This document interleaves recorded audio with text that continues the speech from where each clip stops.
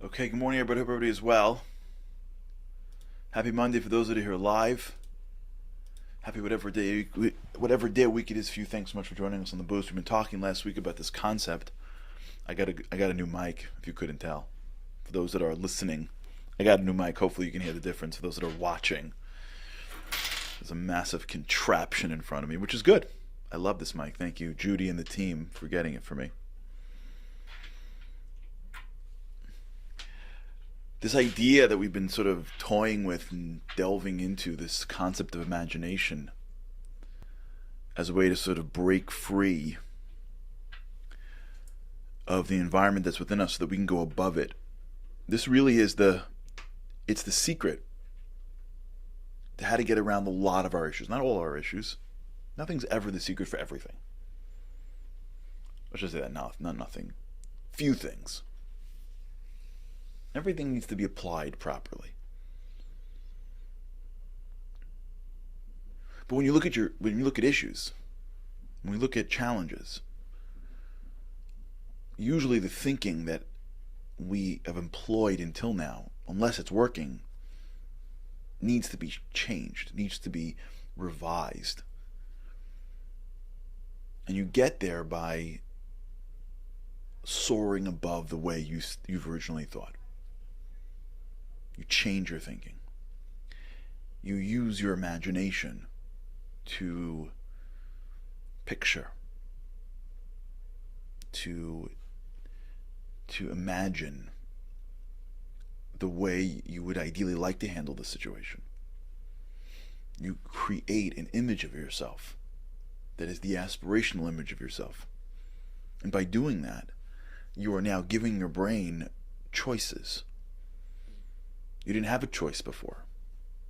You had to do this. You had to react this way. And you hit a pattern where reacting in a certain way feels normal and comfortable because it feels like you. Because your brain has a lot of neural connections connected to it. So that feels like you. Remember, that's not you. You're your soul. Your brain's a computer.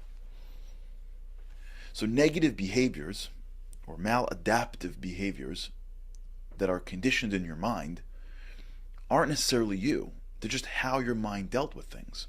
I had a friend of mine who dated a girl that had a very difficult childhood. I remember him telling me that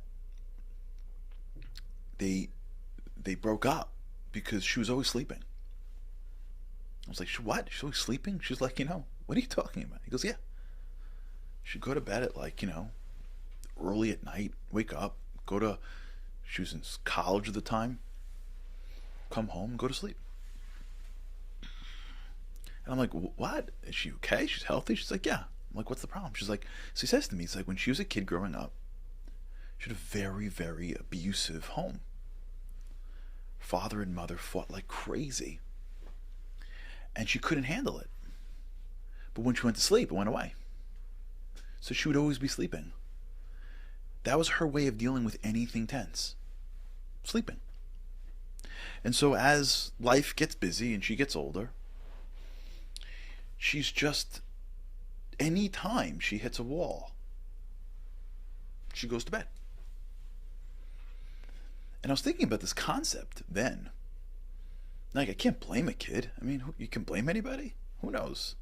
You never blame somebody. You can't judge somebody. But what a shame. What a shame for a young, healthy adult to have a mechanism to deal with pain and challenge conditioned to be being unconscious. Now, when you hear this, you're thinking, well, there's a lot of ways that you can numb the pain through destructive behaviors. And when we did a show on this, if you remember, you see some people that have really been addicted to terrible things. And if you remember, we did a show, I don't know, like a half a year ago. And in the middle of the show, I was like, holy mackerel, these people are that overcome these challenges. That, get sober. That overcome addictions. They're heroes. We don't think they're heroes because they just, so to speak, get to zero because they were at negative whatever. But they're heroes. You know why they're heroes? Because they were addicted to something. I mean, their brain was like, hey, we need this. And they had not just, it wasn't just like a habit. It was like, it was joined by like chemical addictions. There was like a cocktail of glue that attached itself. Like they had cement in their head. Reach for the drink, reach for the drug. And they had to stop that. And they had to hold on. And they had to give their brains a choice to drink or not to drink, to get high or not get high. That's a tremendous growth. Now, if you spend time with people that have done this, these heroes, I call them, and I think they are, and I think you would agree, you will find that they do this. They don't say they do it, but they do it. They had to do it. They imagined the way they want to live. Maybe they hit rock bottom, and now they had to go back to who they once were. But it's still an imagination. It's in their memory, or it's in their imagination. It's not in their brains. Their brains are connected and addicted to something.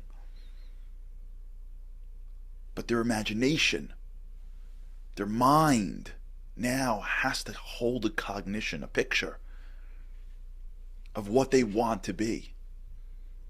And they have to hold on to that picture long enough so that when that need hits their mind, they could create new neural maps that say, when I feel this need, the answer is not to, because the person that I want to be doesn't. They are using the imagined aspirational image of themselves to create new neural connections, to enable their brain to find a new pathway, so that when the stimuli hits and they want to reach for the thing that is not productive for their lives or is downright destructive, they won't. That's amazing. That's what we're talking about. We just don't realize it, because when you get triggered and you respond with anger, that's not enough of an addiction to go seek help.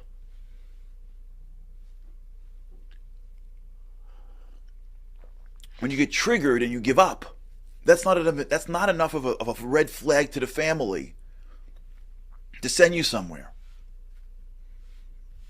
When you get triggered and you stay in the same patterns again and again and again, and you have that little bickering fight with your kid, it doesn't send out enough of a flare for an intervention. So we get to stay in the same behaviors that are not totally destructive, but they're not productive. They're mediocre. It allows us to bounce along the bottom, to stay in the world of good. And so we can go to work for years, hit that wall, and before we have the guts to take on the next level of assignment, or to ask for more, or to be fully immersed in the work, whatever it is, or we go back to our homes, the way we treat our spouses or our children or our parents, or our larger families, or we respond to God and the way we interact with the divine. It's all based on this memory that we've had of being who we are. And we don't change it, because it doesn't send any major issue to the world around us to make us change. We were talking about this the other day with somebody about, I think we spoke about this here. If we did, I apologize. I don't remember. Although I think we did it here, I remember. I remember now. The banality of evil. Remember, we did it just like a week ago. That's how it works, the banality of evil. Slow until you get hooked into a way in which you eat, into a way in which you talk, into a way in which you expect from your life, into a way in which you conduct yourself. And so what ends up happening is that days collapse to weeks, collapse to months, collapse to years. And when you look back at years, you'll find that sometimes there's no real exponential change. It's just a lot more of the same. The facts are different, but it's a lot more of the same. You end up, especially if anyone here who takes Yom Kippur seriously, if you keep Yom Kippur, if you take Yom Kippur seriously, whatever, or any part in your life. I only see Yom Kippur because to me that's the Day of Judgment. So if there's ever a day of the year that for me I have to like think about my year, it's that one. That pain that you feel where you look at your year and you don't think that you really grew. The issues that you're dealing with were the issues that you were dealing with the year before. And you wonder to yourself, will I ever really change? Until you convince yourself that it's the genetic thing. Like great people are genetically different. And this is what we've been doing here. And we're repeating it and going through it and delving into it and trying to we're trying to circle we're boxing. So we're trying to circle the ring to hit every angle. Now, why is this? So let's start to move into a new space here. So there's a concept, and I'm reading about this right now, and this is a big concept in spirituality. And I'm learning that it's also a big concept in science as well. It's in the world of quantum mechanics, of which I am not an expert. And the idea basically is that much of the opportunity that is before us, we don't capitalize on, in part because what happens to us is that when we look out into the world, what we're looking for is things that are familiar. My brain likes things that are familiar because my brain is meant to keep me alive. And keeping me alive requires the greatest efficiency of brain usage. Right? If I am exhausted mentally by 8 a.m. and there's a threat, God forbid, at 11, I am wiped. If I am alert all day, I am in a position where I am more likely going to survive. So the brain is a energy saving machine. For those of you that still have units in your house, today I think everyone is moving into the world of central air. If you ever grew up or you still have in your house a unit, an air conditioning unit, there's a mode called energy saver. You remember that? You put on energy saver, and what happens is as the room cools to whatever the degree you want, it turns off by itself, which is awesome for those who grew up or are still, God bless you, cost conscious. You don't have to worry. The AC is not going to blast if it's already, 65 degrees or 67 degrees, depending on the house that you live in, or 8 or 9. Your brain's like that. Your brain, as soon as it feels like it's using too much, it starts to get into energy save. And your brain likes to save energy. So what it does is it makes shortcuts. So when you see something or see somebody, your brain will it'll make shortcuts. It'll find associations automatically. And sometimes you'll do that to the detriment of yourself. You'll see somebody and he'll be dressed like someone else that you saw, and you'll assume that guy and the other guy is the same guy. You look at someone's nationality or race or gender or religion or whatever it is, and you'll make assumptions. You don't know the person. Why are you making assumptions for? The answer is because your brain, if you will, if you're not careful, will create shortcuts. And if you don't know something in a nuanced way, your brain will want to just create generalizations. It's not accurate, but it's easier. When your brain has to read, anyone who's done this before, that's why lawyers get paid so much money, because they have to read documents that nobody else wants to read. Most people can read a document. And if you had enough time, you read it through it slowly, you'd be fine. But lawyers know that no one can read the document. They don't want to. It's too long. It's too hard. Someone looks at a document 60 pages long, they're like, I got to pay someone to do this. Lawyer raises his hand. Now, all you got to do, by the way, if I can give you the secrets of the trade, just throw a couple of Latin words in the beginning, like whereas, and then you're golden. Because nobody is reading a document that starts with whereas. And if you've read a legal document, you know that whereas is only on the first page. It's only in the preamble, or whatever that's called. Whatever. Can remind me what that's called.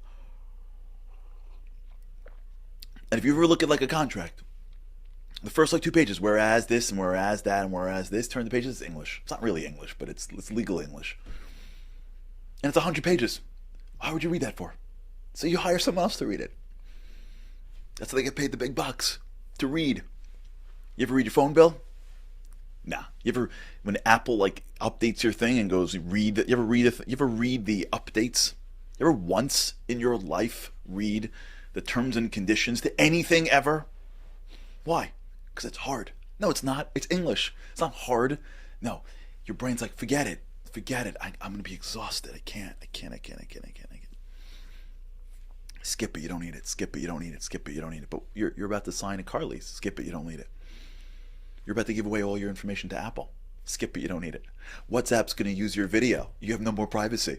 Skip it. You don't need it. But this is to buy a home. You're going to be in the home for the next, who knows how many years. You're about to buy a home. Skip it. Let someone read it for you. The guy you just paid, let him read it. What's going on? Great. We're all the same way. Brain's like, stop. Energy save. I'm on energy save. I've already thought too much today. That's why it's hard to read. Unless you love it. Then it's awesome. That's why you have to go to listen to a podcast. Because back in the old days we read, but now someone could tell it to you. And that's even a big thing. Our brain likes to go into energy save. Now, maybe we'll do this tomorrow. When your brain goes into energy save and you go through your day, you know what you're looking for? I'll leave you with this. Think about this. When your brain likes for things to be energy efficient, and you walk into your day, you know what you're looking for? You're looking for yesterday. You're looking for yesterday. You know where all the greatness in your life comes? Not in yesterday. In today. Into the new opportunities before you. Into the new relationships. Into the new words and ideas coming at you. It's the growth. Your brain doesn't want that because that's different. That's called change. So what your brain looks for when you walk through your day is, hey, what looks, feels, tastes like yesterday? And when your brain loves yesterday, because it's easier, if we're not aware of it, what ends up happening is every day feels like yesterday. All right, we'll talk about this. All right, everybody. Have an amazing day. With God's help, I cannot wait to see you again tomorrow. Have a great day.